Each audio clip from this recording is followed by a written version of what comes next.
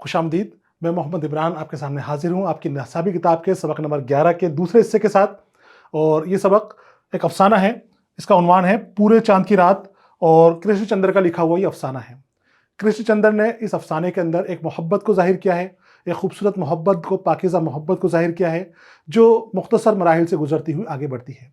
इस सबक के पहले हिस्से के अंदर हमने देखा कि मुसन्निफ़ अपनी मोहब्बत के साथ मौजूद हैं, लेकिन उनको एक साल नहीं रहने का मलाल है, अपनी ज़िंदगी के एक हिस्से के गुजर जाने का मलाल है।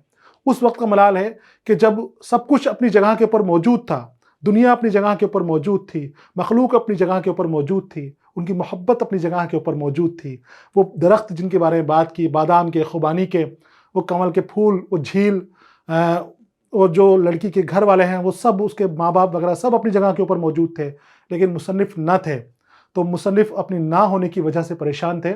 लेकिन पूरे चांद की रात को जब मिलन का मौका मिला, दोनों साथ बैठे, तो उनके दिन के सारे ख़तरे निकल गए, उनके दिन के सारे गम धुल गए, और वो उस रात को अपने लिए सबसे बड़ा मानने लग गए कि आज इस पूरे चांद की रात को जब हम मिले हैं, तो अब मुझे पिछले अपने ना होने से कोई मलाल नहीं है। आज की रात को मैं जी लिया, आज की रात मैंने अपने सारे के सारे गमों को भुला दिया है। तो हम शुरू करते हैं सबक का दूसरा हिस्सा, और हमने यहीं पर इसको ख़त्म किया था। वो कहते हैं कि मैंने मसरत से उसकी तरफ देखा और कहा, आज पूरे चांद की रात को जैसे हर तमन्ना पूरी हो गई है। वो जो दिल में ख्वाहिशात थी रहने की, कि काश मैं भी पिछले साल तेरे साथ होता, पिछली बहार में मैं भी तेरे साथ बैठता, लेकिन ऐसी वजूहात हुई कि मैं नहीं रह पाया, तो मैंने उस गम को अपने मन से निकाल दिया है, उस दुख को, उस दर्द को भुला दिया है। अब मैं तेरे साथ यहाँ पर मौजूद हूँ, और ये रात ने मेरी पूरी तमन्ना पूरी कर दी है। भुट्टा वो खा रहे थे उस वक्त भी, उसने भुट्टा मेरे मुंह से लगा दिया। उसके होंठों का गर्म गर्म नमनाक लमस अभी तक उस भुट्टे पर था। नमनाक, गीला गीला सा लमस लगाओ साथ। तो भुट्टे का जो गीलापन जो एक दूसरे को खाकर दे रहे थे, भुट्टा किस तरह से खा रहे थे कि वो मुसन्निफ खाते थे एक धार उसकी, और कतारें थोड़ी बहुत उस लड़की को दे देते थे, फिर लड़की उसी भुट्टे से तोड़ती, वो उनको दे देती। इस तरह से एक दूसरे से वो तब्दीली भुट्टे की कर रहे थे, बदल रहे थे एक दूसरे से एक ही भुट्टे को। तो उससे लड़की के जो होंठों का लुआब है, थोड़ा नमी है, वो भुट्टे के ऊपर लग गई थी। उस नमी का एहसास कर रहे हैं कि लमस अभी तक उस भुट्टे के अंदर मौजूद थी।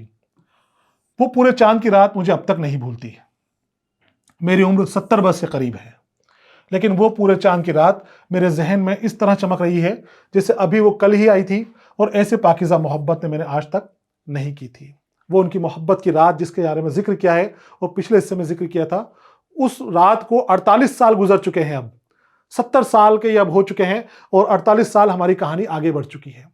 वो भुट्टे खाते हुए, वो रात को कमल के फूलों के बीच में झील के ऊपर घूमते हुए, वो खुबानियाँ खाते हुए, वो वहाँ पर बचपन की बातें करते हुए सैराब झील में बैठे हुए जो मज़े ले रहे थे, उस वक्त को गुजरे हुए अब 48 साल हो गए हैं। 48 साल बाद मुसन्निफ़ को वो सारी चीज़ें याद आ रही हैं कि ऐसा मेरे साथ हुआ था, ऐसा चीज़ मेरे साथ गुजरी थी। तो वो कह रहे हैं कि मेरे जहन में अभी तक वो ऐसे चमक रही है जैसे अभी हुई थी, और उसे ही अपनी पहली मोहब्बत करार दे रहे हैं कि वो मेरी बेलोस मोहब्बत थी, पाकीज़ा मोहब्बत थी, और उसको मैं कभी नहीं भूला, और ऐसी मोहब्बत मुझे फिर दोबारा हुई भी नहीं।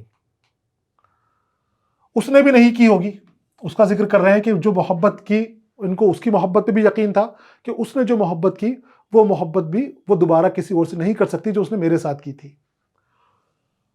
वो जादू ही कुछ और था जिसने पूरे चांद की रात हम दोनों को एक दूसरे से यूं मिला दिया कि वो फिर घर नहीं गई, और हम मोहब्बत में खोए हुए बच्चों की तरह इधर उधर जंगलों के किनारे, नदी नालों पर अखरोटों के साए तले घूमते रहे, और दुनिया और महाफिया से बेखबर, दुनिया और दुनिया में जो कुछ है, दुनियावी चीज़ों से और उसके आसपास की चीज़ों से बेखबर होके, वो जो भुट्टे खाए थे साथ में, उसके बाद उस पर ऐसी रंगीनियाँ चढ़ी कि वो अपने घर गई नहीं दोबारा।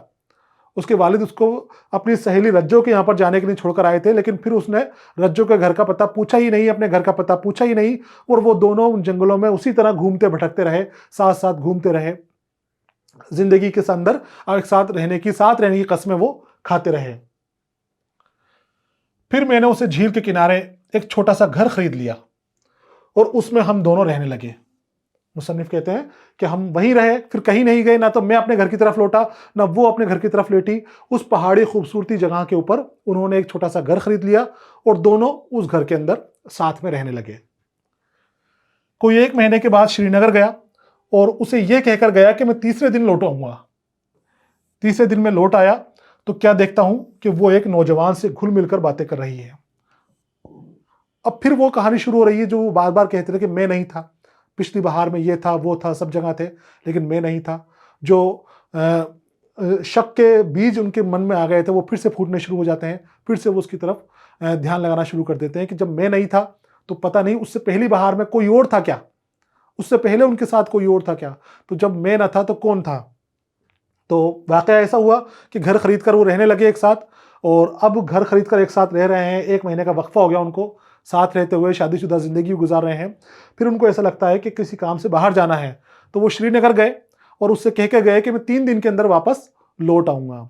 3 दिन बाद जब वो आते हैं तो वहाँ पर अपने घर के अंदर उसको किसी और लड़के के साथ देखते हैं। एक दूसरा लड़का उसके साथ बैठा हुआ है, नौजवान बैठा हुआ है, जो उसको अपने हाथों से खाना खिला रहा है और वो लड़की उस नौजवान को अपने हाथों से खाना खिला रही है और दोनों घुल मिलकर बातें कर रहे हैं। वो दोनों एक ही रकाबी में खाना खा रहे हैं, एक दूसरे के मुंह में लुक़मे डालते जाते हैं और हंसते जाते हैं। मैंने उन्हें देख लिया और उन्होंने मुझे नहीं देखा। मुसन्निफ दूर से ही नज़ारा देख रहे हैं, देख लिया उनको कि हाँ ये एक दूसरे को खाना वाना खिला रहे हैं। उनसे कुछ नहीं कहा, उनके पास नहीं जाए, कोई दरियाफ्त नहीं किया कि भाई कौन हो, क्या बात है, क्यों मेरी महबूब के साथ ऐसे बैठे हुए हो, क्यों उसके साथ बैठे हुए हो। वो शक का बीज उन्होंने इस तरह से अपने अंदर बना लिया कि वो उससे बहुत ज़्यादा खफा हो गए और वो उसी हाल में वापस वहां से बगैर उससे कुछ कहे रवाना हो गए। वो अपनी मसरत में इस कदर महू थी कि उन्होंने मुझे नहीं पूछा, नहीं देखा, और ना मैंने सोचा कि पिछली बहार या इससे भी पिछली बहार का महबूब जब मैं न था।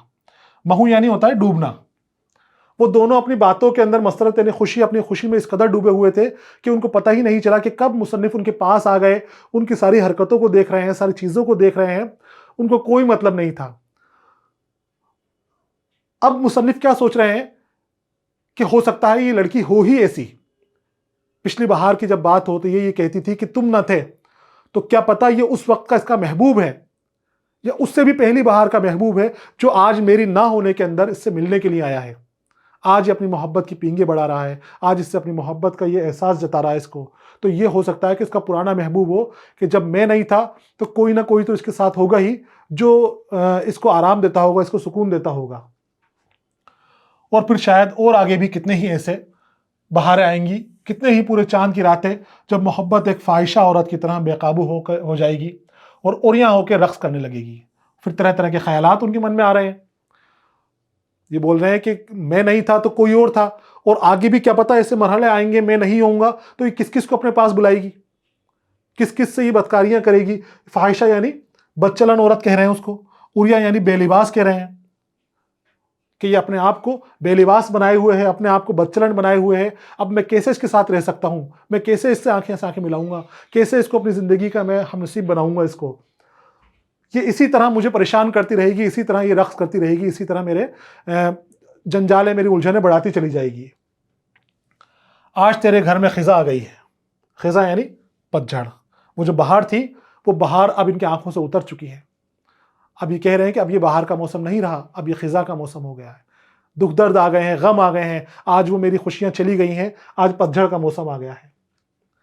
जैसे हर बहार के बाद आती है अब तेरा यहाँ क्या काम, इसलिए मैं ये सोचकर उनसे मिले बगैर इस तरह वापस चला गया और फिर अपनी पहली बहार से कभी नहीं मिला। खुद ने खुद से ही बात की कि ये जो लड़की है ये तेरे काम की नहीं है, ये फ़ाहिशा है, ये ख़राब लड़की है, इसके साथ नहीं रहना, इसके साथ ज़िंदगी नहीं गुजारना, तू तो यहाँ से चला जा, तेरा क्या काम है। तेरी ज़िंदगी की खिज़ा आ चुकी है, उसी तरह आ चुकी है जैसे हर बहार के बाद खिज़ा का मौसम आता है, तेरी खिज़ा भी शुरू हो चुकी है, तू यहाँ से चला जा। तो ये कहते हैं मैं बगैर उससे कुछ कहे ये सोचकर निकल पड़ा कि अब मेरा रास्ता अलग है और इसका रास्ता अलग है और अब इससे मैं कभी नहीं मिलूंगा। और उस लड़की को अपनी पहली बहार कह रहे हैं कि वो मेरी पहली बहार है, मेरी मोहब्बत है, उससे अब मैं कभी भी मुलाकात नहीं करूंगा। और अब मैं 48 बरस के बाद लौट कर आया हूं। कहानी आगे बढ़ी, 48 साल आगे बढ़ गई और 48 साल के बाद वापस उसी मुकाम के ऊपर अब मुसन्निफ अपने घर वालों के साथ आए हैं। यहाँ पर इनके बच्चे हैं, इनके पोते पोतियां हैं, इनके बहुएं हैं, उनको साथ में लेकर फिर वो सैर व तफरीह के लिए पहाड़ों की तरफ आए हुए हैं। तो वापस सारे नज़ारे उनके सामने आ गए, सारी चीज़ें उनको नज़र आ रही हैं, सभी चीज़ें उनको दिख रही हैं कि ऐसा ऐसा मेरे साथ यहाँ पर 48 साल पहले हुआ था। उन्होंने जो घर खरीदा था वो घर भी उनका वैसा का वैसा ही बना हुआ है। उन चीज़ों को देखकर ये पुरानी बातें याद कर रहे थे अभी तक। मेरे बेटे मेरे साथ हैं, मेरी बीवी मर चुकी है, लेकिन मेरे बेटों की बीवियां और उनके बच्चे मेरे साथ हैं, और हम लोग सैर करते करते समल झील के किनारे आ निकले हैं। और अप्रैल का महीना है। समल झील ये वही झील है जहां से कहानी शुरू हुई थी, जहां पर झील के अंदर इन्होंने कश्ती चलाई थी उस लड़की के साथ। उस समल झील की तरफ आ गए हैं और अप्रैल का महीना है। महीना भी वही है, बाहर की आमद है, बाहर की शुरुआत हो रही है, हल्की सर्दी है, खून की सर्दी की मौजूद है, लेकिन बाहर अपना रंग दिखा रही है। सह पहर से शाम हो गई है और मैं देर तक पुल के किनारे खड़ा बादाम के पेड़ों की कतारें देखता जाता हूँ, और खुनक हवाएं सफ़ेद शगुफों की कुछ लहराते जाते हैं, और पगडंडी की खाक पर से किसी जाने पहचाने कदमों की आवाज़ें सुनाई दे जाती हैं। अपने पुराने ज़माने को याद कर रहे हैं। 48 साल बाद आकर वही चीज़ें, वही मंजर नज़र आ रहे हैं इनको। वही पहाड़ों के ऊपर खून की लिए हुए जो बर्फ़ के गोले थे वो उनको नज़र आ रहे हैं। वो जो भागने वाले जो भेड़ें थी, मेंढे थे, वो मेंढे नज़र आ रहे हैं, उनको चराते हुए ग्वाले नज़र आ रहे हैं। पुल के किनारे खड़े हो गए हैं, जैसे शुरू में खड़े हुए थे। बादाम की जो दरख्तों की लाइनें हैं, उन लाइनों को भी देख रहे हैं। उसी अंदाज में, उसी रंग रूप में, उसी चीज़ के अंदर खड़े हुए हैं। लेकिन वक्त गुजर गया है, बीच में 48 साल का वक्फा इनके आ गया है। अब 48 साल बाद की कहानी के अंदर वो उसी तरह का रूप देख रहे हैं, अपनी पुरानी यादों के अंदर डूबने की कोशिश कर रहे हैं, पहचानने की कोशिश कर रहे हैं, आवाज़ों को सुनने की कोशिश कर रहे हैं कि किस तरह की आवाज़ें आ रही हैं, किस तरह की खनखनाहट आ रही है, दरख्त कैसे चल रहे हैं। ये वही कि अब 48 साल के वक्फे में मुसन्निफ कहते हैं कि मैं तब भी ना था, बीच के रास्ते में वो ना थे। एक हसीन दोशीज़ा लड़की हाथों में एक छोटी सी पोटली दबाए पुल से भागती हुई गुजर जाती है और मेरा दिल धक से रह जाता है। एक हसीन दोशीज़ा लड़की को देखते हैं, कुंवारी लड़की को देखते हैं, तो उनको लगता है कि हो सकता है ये मेरी वही महबूब हो। उनको ये एहसास है कि उसकी भी उम्र ढल चुकी होगी, जवानी ढल चुकी होगी, लेकिन उनको लग रहा है कि काश ऐसा होता कि वो अभी मेरे सामने से ऐसे निकल जाती तो कितना खूबसूरत होता। तो उनके जाने की आवाज़ से उसका, मुसन्निफ का दिल धड़क रहा है, दिल बेकाबू हो रहा है उनका। दूर पार तंगों से परे बस्ती में कोई बीवी अपने खाविंद को आवाज़ दे रही है, वो उसे खाने पर बुला रही है। कहीं से एक दरवाज़ा बंद होने की सदा आती है और एक रोता हुआ बच्चा यकायक चुप हो जाता है। छतों से धुआं निकल रहा है और परिंदे शोर मचाते हुए एकदम दरख्तों की घनी शाखों में अपने पर फड़फड़ाते हैं और फिर एकदम चुप हो जाते हैं। जरूर कोई मांझी गा रहा है और उसकी आवाज़ गूंजती गूंजती उफक के उस पार गुम होती जा रही है। फिर से नए मंजर नजर आ रहे हैं, नए तरीके नजर आ रहे हैं। बस्ती से तरह तरह की आवाज़ें आ रही हैं, बच्चों की रोने की, उन रोते हुए बच्चों की चुप कराने की, उनकी माओं की आवाज़ें, परिंदों की पर फड़ाने की, क्योंकि रात का वक्त है, सोने की तैयारी कर रहे हैं परिंदे। शाम गुजर चुकी है, अभी भी सब अपने अपने कामों के अंदर मसरूफ़ हैं। और दूर से शाम के वक्त मांझी जो नाव चलाने वाले हैं, कश्ती चलाने वाले मल्ला हैं, वो अपनी कश्तियों के अंदर गाने गा रहे हैं, नगमे हवा में बिखेर रहे हैं। उनकी आवाज़ें भी गूंजती आ रही हैं और ऐसा लग रहा है कि उफक के पार आती हुई, गूंजती हुई वो गुम हो रही हैं। मैं पुल को पार करके आगे बढ़ता हूं। मेरे बेटे और उनकी बीवियां और बच्चे मेरे पीछे आ रहे हैं, अलग अलग टोलियों में बटे हुए हैं। यहां पर बादाम के पेड़ों की कतारें खत्म हो गई हैं, तालाब भी खत्म हो गया है, झील का किनारा है। धीरे धीरे वो रास्ते के ऊपर वो चलते चले जा रहे हैं और रास्ते में चलते चलते अपने जो घर वाले हैं, इनके बच्चे और इनके बच्चों के बच्चे हैं, उनकी बीवियां हैं, उनको उस माहौल के बारे में बताए जा रहे हैं, क्योंकि वो उस माहौल से वाकिफ़ हैं, उन चीज़ों को वो देखे हुए हैं। तो चलते चले जा रहे हैं। ये खुबानी का दरख्त है, लेकिन कितना बड़ा हो गया है। मगर कश्ती, ये कश्ती है, मगर क्या ये वही कश्ती है? सामने वो घर है, मेरी पहली बिहार का घर, मेरी पूरी चांद की रात की मोहब्बत। अब जब चल रहे हैं, तले से निकलते हुए नदी की तरफ आ गए हैं, तो वो पुराने चीज़ें नज़र आ रही हैं। वो खुबानी का दरख्त जहाँ पर कश्ती बंधी हुई थी, वो नज़र आया है उनको। ये कहते हैं कि कश्ती तो बंधी हुई है अभी भी इसके ऊपर, लेकिन क्या ये वही कश्ती है जो 48 साल पहले यहाँ बंधी हुई थी? वो घर जो मेरी पहली बहार का घर है, जो इन्होंने ख़रीदा था, वो घर भी इनको नज़र आ रहा है। पूरी चांद की रात की मोहब्बत, जो उनकी पूरी चांद की रात की मोहब्बत है, उसका घर, उस बहार का घर उनको दिख गया है। घर में रोशनी है, बच्चों की सदाएं हैं। कोई भारी आवाज में गाने लगता है, कोई बुढ़िया उसे चीख कर चुप कर देती है। मैं सोचता हूं आधी सदी हो गई, मैंने उस घर को नहीं देखा। देख लेने में हर्ज क्या है। मैं घर के अंदर चला जाता हूं, क्योंकि उसका खुद का खरीदा हुआ घर था। अब वहां पर वो तो नहीं रह रहा, कोई और उस घर में रह रहा है। उस घर में से आवाजें आ रही हैं, कोई गाना गा रहा है तो कोई बुढ़िया उसको चीख के चुप कर रही है। बच्चों की सुगबुगाहट की आवाजें आ रही हैं, और भी लोगों की वहां से काम की बातों की आवाजें आ रही हैं। तो मुसन्निफ सोचते हैं कि मेरा ही तो घर है, मैं कभी इसमें नहीं गया, 48 साल हो गए मुझे यहां से निकले हुए, और मैंने कभी लौटकर इस जगह की तरफ रुख नहीं किया। आज आया हूं तो घर को देख ही लेता हूं, मेरा हर्ज क्या है इसमें देखने में। चले गए घर के अंदर। बड़े अच्छे प्यारे बच्चे हैं। एक जवान औरत अपने खाविंद के लिए रकाबी में खाना रख रही है। मुझे देखकर ठिठक जाती है। दो बच्चे लड़ रहे थे और मुझे देखकर हैरत से चुप हो जाते हैं, हैरत से चुप हो जाते हैं। उस घर में घुस गए तो वहां पर एक जवान औरत अपने खाविंद के लिए खाना तैयार कर रही है। वहां का मंजर दिखाया है, बच्चे वहां पर लड़ रहे हैं। इनके जो औलादे हैं, इनके जो बच्चे हैं, वो भी इनके पीछे पीछे घर की तरफ आ रहे हैं।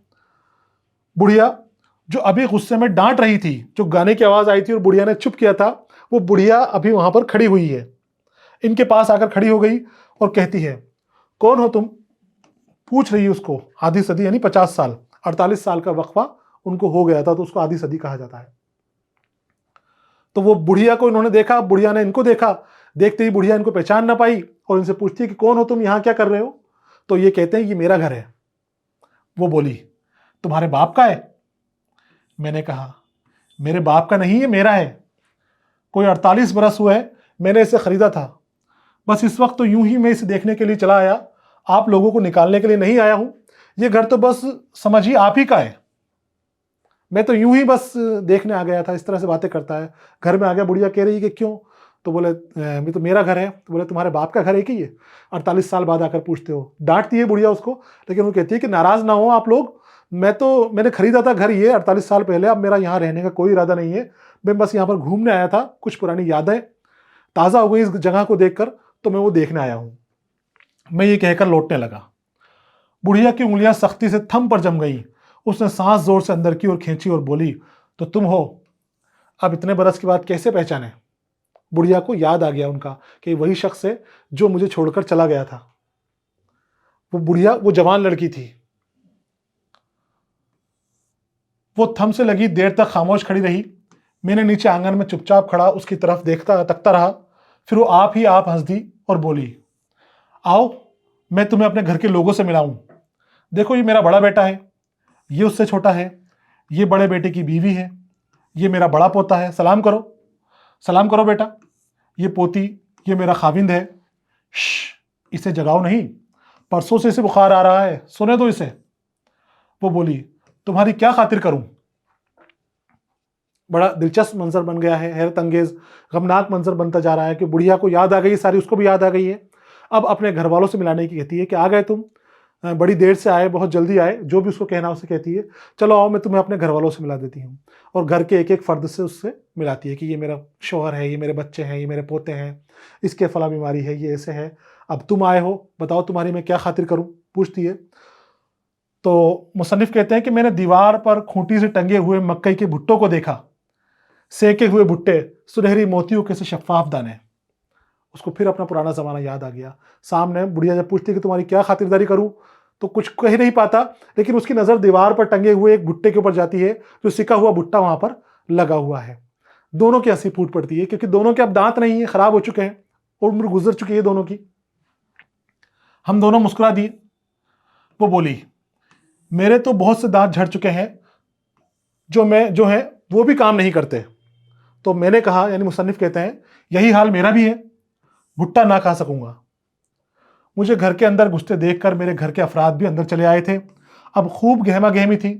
बच्चे एक दूसरे से जल्द घुल मिल गए थे, उनके साथ उनके जो बेटे वगैरह वो भी अंदर आ गए थे मुसन्निफ के। हम दोनों आहिस्ता आहिस्ता बाहर चले आए। अब वो अंदर बच्चे बातें कर रहे हैं और ये दोनों आपस में बूढ़ा बूढ़ी बाहर की तरफ चले आए। आहिस्ता आहिस्ता झील के किनारे चल गए। वो बोली, मैंने 6 बरस तुम्हारा इंतजार किया, तुम उस रोज क्यों नहीं आए?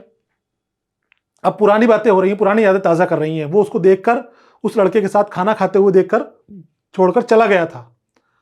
तो अब ये कहती है कि तुम्हें आना था वापस, 3 दिन में तुमने कहा था मैं लौट कर आ जाऊंगा, मैंने तुम्हारा कितना इंतजार किया, कितने तुम्हारे दुख में बैठी रही, लेकिन तुम नहीं आए, कहाँ चले गए थे तुम? डांट रही है उसको, तुम उस रोज क्यों नहीं आए? मैंने कहा मैं आया था, मगर तुम्हें किसी दूसरे नौजवान के साथ देखकर वापस चला गया था। क्या कहते हो? वो बोली उसको पता ही नहीं उस लड़की को क्यों वापस चला गया था, वो क्यों मुझे छोड़कर चला गया था। वो पूछ रही है वजह की, वजह तो बताओ तुम क्यों नहीं आए थे? तो वो कहता है कि मैंने तुम्हें दूसरे नौजवान के साथ खाना खाते हुए देखा था। लड़की हैरत में कि इसने कहां से देख लिया मुझे दूसरे नौजवान के साथ। कहती है हाँ तुम उसके साथ खाना खा रहे थे, खाना खा रही थी। लड़की से कह रहा है कि उस नौजवान के साथ तुम खाना खा रही थी एक ही रकाबी में, और वो तुम्हारे मुंह में और तुम उसके मुंह में लुकमे डाल रही थी। वो एकदम चुप हो गई और फिर जोर जोर से हंसने लगी। उसको सारा माजरा समझ में आ गया कि क्या हाल हुआ था, क्या माजरा हुआ था। दरअसल वो उस लड़की का भाई था जो उससे मिलने के लिए आया था। उस लड़के से मिलना चाहता था, इसलिए उसने भाई को रोका था कि मैं अपने खाविंद से, अपने शोहर से, अपने महबूब से तुम्हें मिलाऊंगी, तुम यहीं रुक जाओ, जाना मत। तो वो अपने भाई को मोहब्बत से खाना खिला रही थी और उसका भाई उसको हंसी मजाक में खाना खिला रहा था। अब वो शक का बीज जो मैं न था, पिछली बहार में मैं न था, उसने इनकी पूरी जिंदगी को बर्बाद कर दिया, पूरी जिंदगी खत्म कर दी। मुसन्निफ भी सन रह गए और वो लड़की भी, बूढ़ी भी सन रह गई। लेकिन अब क्या कर सकते थे? तो वो हंसने लगी। क्या हुआ? मैंने हैरान होकर पूछा। वो बोली अरे वो तो मेरा सगा भाई था। वो फिर जोर जोर से हंसने लगी। वो मुझसे मिलने के लिए आया था, उसी रोज तुम भी आने वाले थे। वो वापस जा रहा था, मैंने उसे रोक लिया कि तुमसे मिलके जाऊं, तुम फिर आए ही नहीं। अब इसका क्या माजरा कि तो देख कर चला गया था। मुसन्निफ एकदम संजीदा हो गई, वो एकदम संजीदा हो गई लड़की। 6 बरस मैंने तुम्हारा इंतजार किया था, तुम्हारे जाने के बाद मुझे खुदा ने बेटा दिया था, तुम्हारा बेटा, मगर 1 साल बाद वो भी मर गया। 4 साल और मैंने तुम्हारी राह देखी, मगर तुम नहीं आए। फिर मैंने शादी कर ली। सारी बातें उसको बता रही है कि वो मेरा भाई था, तुम्हारे इंतजार में मैंने रोक रखा था कि वो आएंगे तो उनसे मिलकर जाना, और तुमने कहा था मैं आने ही वाला हूं और तुम आए नहीं। 6 साल मैंने तुम्हारा इंतजार किया और इस मुद्दत में हमारा एक बेटा भी हुआ, वो बेटा भी मर गया। उसके बाद में 4 साल और रुकी रही कि क्या पता अब वो आ जाए। 10 साल का वक्फा मैंने निकाल दिया, लेकिन तुम कभी नहीं आए। तो फिर मैंने आखिर के अंदर दुनिया से आजिज होकर शादी कर ली। 2 बच्चे बाहर निकल आए खेलते खेलते। एक बच्चा दूसरी बच्ची को मकई का भुट्टा खिला रहा था। उसने कहा वो मेरा पोता है। मैंने कहा वो मेरी पोती है। जो खिलाने वाला लड़का था वो उस लड़की का पोता निकला, और जो दूसरा था बच्चा, दूसरी बच्ची थी, वो उस मुसन्निफ की पोती थी।